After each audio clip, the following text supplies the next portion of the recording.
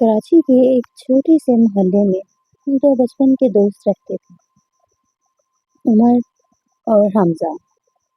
उमर बहुत मजहबी था, 5 वक्त की नमाज कभी नहीं छोड़ता था।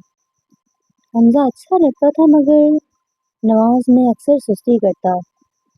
कहता, यार उमर, बस एक बार छोड़ दूँ, क्या फ़र्क पड़ता है, अल्लाह तो माफ़ करने वाला है ना। एक दिन दोनों स्कूल से वापस आ रहे थे कि रास्ते में एक अमीर आदमी की गाड़ी खराब हो गई। वो परेशान था, कह रहा था कि मैं बहुत जल्दी में हूँ, अगर यहाँ रुक गया तो बहुत बड़ा नुकसान हो जाएगा। हमजा ने फौरन कहा, चलो यार, हम मदद करते हैं। उमर ने घड़ी देखी, असर की अजान होने वाली थी। वो बोला, हमजा, पहले मस्जिद जाकर नमाज पढ़ लें, फिर मदद करेंगे, अल्लाह की रज़ा सबसे पहले है। हमजा हंसकर बोला, अरे यार, एक नमाज छोड़ने से क्या हो जाएगा, यहाँ तो अल्लाह का बंदा फंसा हुआ है, मदद करना भी तो नेकी है ना। उमर ने नर्म लहजे में कहा, हदीस में है कि नमाज दीन का सुतून है, अगर हम अल्लाह का हुक्म छोड़कर किसी की मदद करेंगे तो वो मदद भी कबूल नहीं होगी। चलो जल्दी नमाज पढ़ाएं। हमजा मान गया। दोनों मस्जिद गए, वज़ू किया और जमात से असर पड़ी।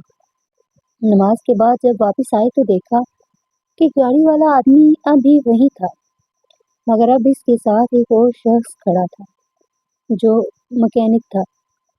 वो शख्स बोला, मैं तो बस अज़ान सुनकर मस्जिद आया था और देखा कि तुम लोग भी आ गए।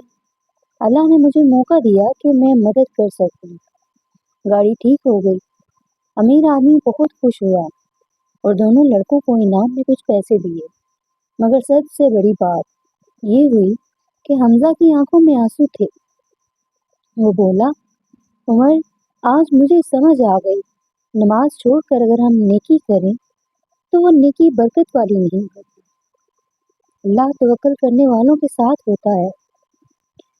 आज से मैं भी 5 वक्त की नमाज पढ़ूंगा, इंशाअल्लाह।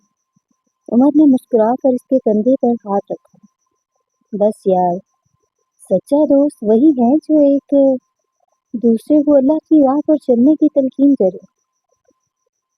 सबक, दीनी रहनुमाई।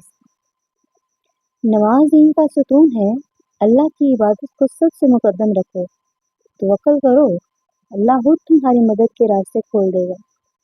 सच्चा दोस्त वही है जो तुम्हें गुनाह से रोके और नेकी की तरफ बुलाए।